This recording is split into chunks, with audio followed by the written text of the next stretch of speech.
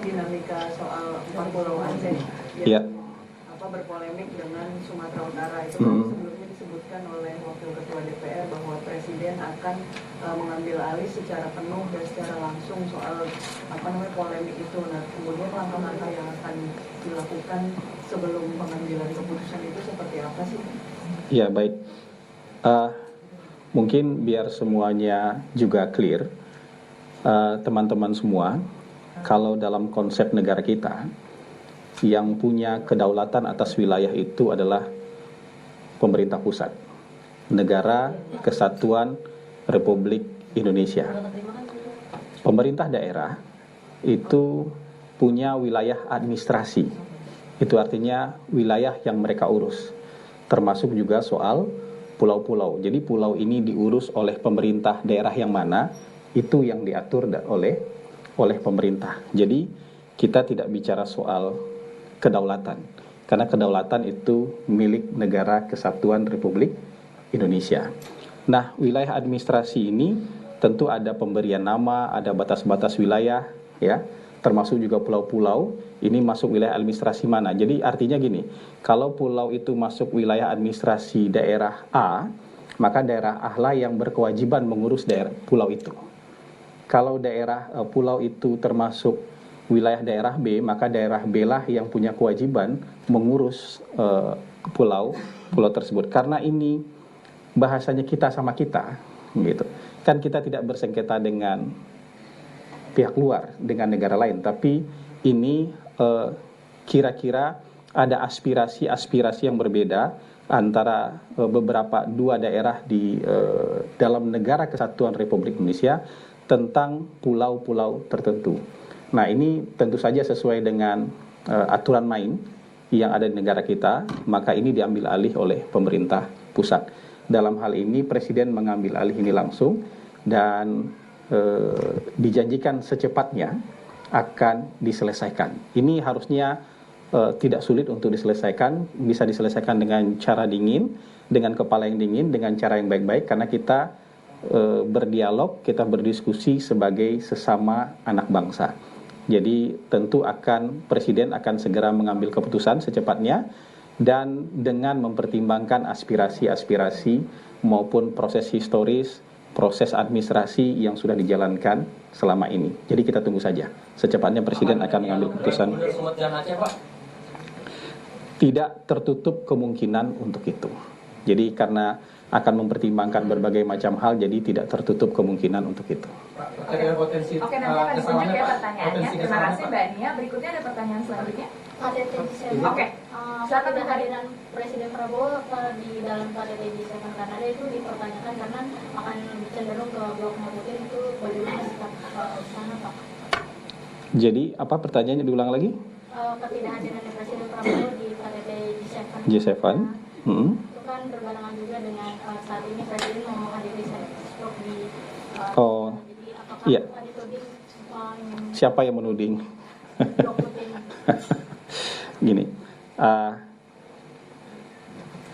Presiden mendapatkan banyak sekali kehormatan dengan diundang ke dalam berbagai forum di dunia. Nah, undangan-undangan ini ada yang waktunya pas, ada yang waktunya itu agak bentrok, hampir bersamaan, dengan jarak yang lumayan jauh. Itu titik-titiknya kan lumayan jauh tuh. Ada yang di Kanada, ada yang di Singapura, ada yang di Saint Petersburg. Nah, pemerintah kita tentu menghargai undangan-undangan ini karena ini sebuah kehormatan terhadap pemerintah Indonesia, sekaligus juga menunjukkan betapa pentingnya Indonesia di dalam kancah global. Kalau dalam KTT G7 itu kan nggak banyak negara yang diundang. Mungkin hanya 4 atau 5 negara selain anggota G7 yang diundang ke forum tersebut. Undangan lain juga seperti itu. Nah, undangan dari pemerintah Rusia untuk menghadiri Saint Petersburg International Economic Forum mungkin sudah dari beberapa bulan yang lalu. Mungkin sudah dari bulan Maret atau April dan sudah dipersiapkan lama. Presiden juga akan berpidato di sana. Waktunya bentrok, waktunya beririsan dengan waktu pelaksanaan G7 Summit di Kanada. Sementara undangan dari pemerintah Kanada itu baru awal Juni kemarin, ya. Dalam waktu yang juga hampir bersamaan, kita sudah dijadwalkan menghadiri, Presiden sudah dijadwalkan menghadiri annual retreat di Singapura. Dan dalam kunjungan ini juga mungkin akan menghasilkan lebih dari 10 kerjasama yang sangat strategis juga buat bangsa kita. Jadi di antara pilihan-pilihan ini, kemudian pemerintah lebih mendahulukan komitmen-komitmen yang memang sudah dibuat di awal.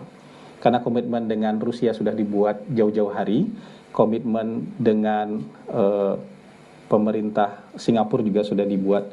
Ini kan jadwal tahunan dan juga sudah dipersiapkan lama. Mungkin yang perlu ditekankan dari pertanyaan tadi, kita ini kan politik luar negerinya bebas aktif. Jadi tidak condong ke blok manapun. Kita tidak melihat dunia hitam putih. Jadi spekulasi-spekulasi semacam tadi, kayak cenderung ke blok ini, itu tidak ada. Karena kita mendukung semuanya, kita akan bergabung dengan berbagai forum, dengan berbagai klub di dunia, berdasarkan kepentingan nasional kita. Bukan berdasarkan hubungan baik atau hubungan buruk negara-negara lain.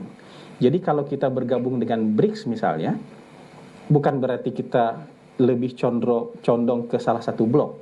Karena dalam waktu yang bersamaan, kita baru saja awal Juni ini juga baru saja menyelesaikan satu step penting, satu milestone penting dalam proses keanggotaan kita menjadi calon anggota OECD. Kalau OECD kan ada Amerika, ada negara-negara Eropa di sana.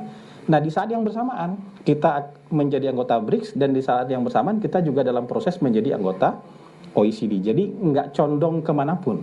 Kita akan bergabung dengan klub yang, kalau klub-klub internasional itu, ya, klub-klub multilateral itu memberikan keuntungan strategis kepada bangsa kita, kita akan join. Kalau tidak memberikan keuntungan strategis kepada kita, ya kita mungkin tidak akan join. Kita kan juga aktif dalam G20. G7 ini kan bagian dari G20 dan kita aktif. Kita juga aktif di dalam APEC. Di APEC itu ada Cina, ada RRC, ada Amerika Serikat. Jadi kita sama sekali dalam pendirian politik kita yang bebas aktif tidak akan condong ke salah satu blok. Kita akan bergabung ke blok ekonomi. Ingat, blok ekonomi. Kita nggak akan masuk ke dalam blok militer, blok pertahanan. Kita masuk dalam blok ekonomi selama itu menguntungkan buat bangsa kita. Jadi kira-kira itu. Jadi spekulasi kayak tadi harusnya ya kita taruh jauh-jauh lah dari pendirian politik luar negeri negara kita. Silakan maju. Terima kasih Mas Ari. Nanti ya, lanjut dulu supaya lebih terbuka. Ada lagi yang mau bertanya? Mbak, saya tanya, potensi gas alam di Papua itu bagaimana? Kita belum punya informasi soal itu. Itu kan perlu riset, perlu ada data. Selama ini kita belum punya informasi dan data soal itu. Terkait dengan apa, ada bentuk hadiah dari Pak Jokowi dari Pak Tito, bagaimana pasan dari sana?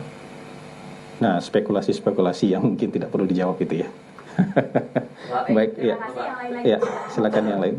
Mau follow up soal yang tadi 4 pulau itu, mau menegaskan saja intinya berarti presiden setelah nanti mengambil alih masalah 4 pulau itu, apakah nanti akan mengeluarkan output berupa impreskah, kepreskah sebatas imbauan atau gimana bentuknya? Yang jelas keputusan presiden nanti harus diterima oleh semua pihak. Ya, bentuknya tentu dalam peraturan yang mengikat soal batas wilayah. Jadi bukan impres, bukan perpres, tapi peraturan yang mengikat soal batas wilayah. Gitu. Oke. Ya. Tadi Mas sudah ya? Terkait posisi Indonesia melihat perang antara Iran dan Israel saat ini seperti apa, Pak? Gini, teman-teman. Pemerintah kita tidak pernah geser ya. Jadi setiap ada konflik, setiap ada perang, pemerintah kita selalu menyerukan 3 hal dan tidak pernah berubah sampai saat ini. Presiden Prabowo selalu menyerukan 3 hal. Pertama, pemerintah kita mengecam segala bentuk agresi, penyerangan ya terhadap negara lain. Yang kedua, Presiden Prabowo selalu mendorong terciptanya deeskalasi konflik atau sesegera mungkin melaksanakan gencatan senjata. Yang ketiga, pemerintah melalui Presiden Prabowo itu selalu menyerukan penyelesaian konflik melalui jalur diplomasi dan hukum internasional.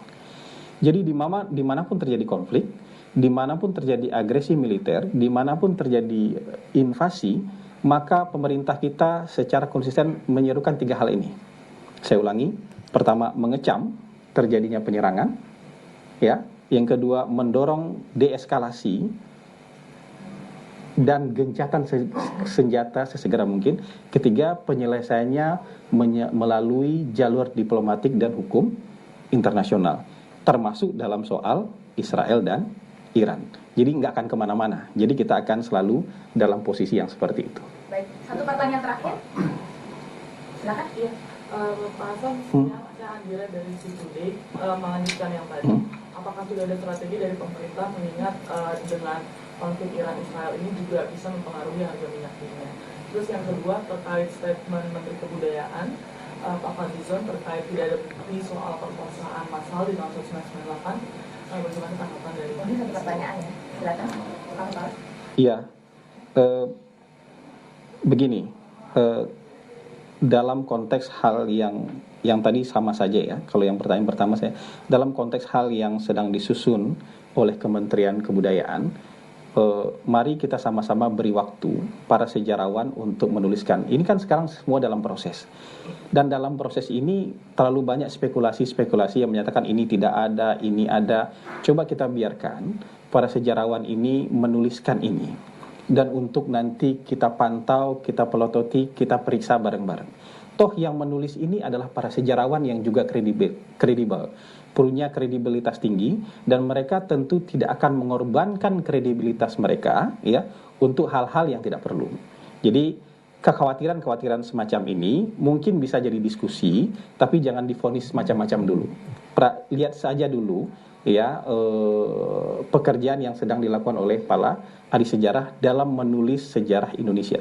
Ini bukan menulis ulang, tapi melanjutkan menulis sejarah Indonesia. Karena mungkin terakhir sejarah Indonesia ditulis tahun berapa? Tahun 98, tahun 97, 98. Dan dari 98 ke sini tidak ditulis lagi. Jadi kita lihat dulu mereka menulis apa. Sudah kita punya draft resminya, nanti baru kita koreksi bareng-bareng. Kira-kira begitu. Jadi jangan berspekulasi macam-macam. Yang muncul di media sosial soal telepon Presiden sama Trump. Oke, terakhir sekali ya. Kemarin kan sempat teleponan Presiden Prabowo dengan Presiden Trump ya, Pak Hasan. Ini kan teleponnya di tengah negosiasi tarif Trump gitu. Ini apakah ada dampak ke sana gitu? Mungkin Presiden ingin negosiasi langsung dengan Presiden Trump atau seperti apa? Sorry, hubungannya apa? Bisa diulangi pertanyaannya tadi? Presiden Prabowo kan telepon sama. Iya, betul.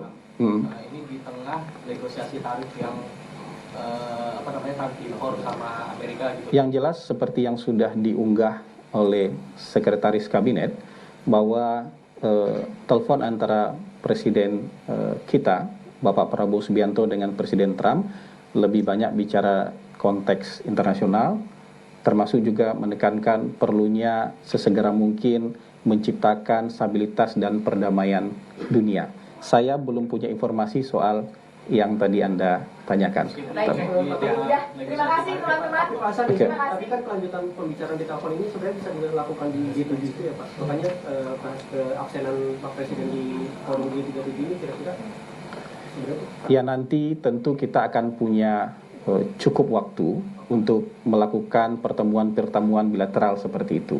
Jadi mungkin ada kesempatan di forum ini, tapi kemudian di lain waktu juga kita akan punya kesempatan untuk melaksanakan pertemuan-pertemuan bilateral untuk membicarakan hal-hal yang lebih spesifik. Mungkin kayak gitu ya. Bapak, soal citra negatif ini sudah muncul narasinya Pak, gara-gara pernyataan Pak Fadlizon ini Pak. Apakah kemudian ini jadi atensi dari Presiden soal pernyataan Pak Fadlizon yang dianggap lupa pada sejarah soal fakta pemerkosaan 98 itu yang sudah masuk dalam laporan TGPF itu Pak?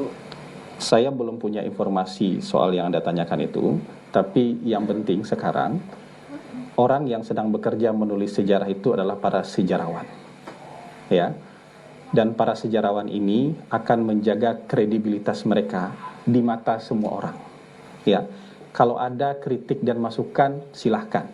Tapi kalau misalnya pergunjingan di media sosial, ya, citra-citra negatif yang seperti yang Anda sebutkan, apalagi dari orang-orang yang mungkin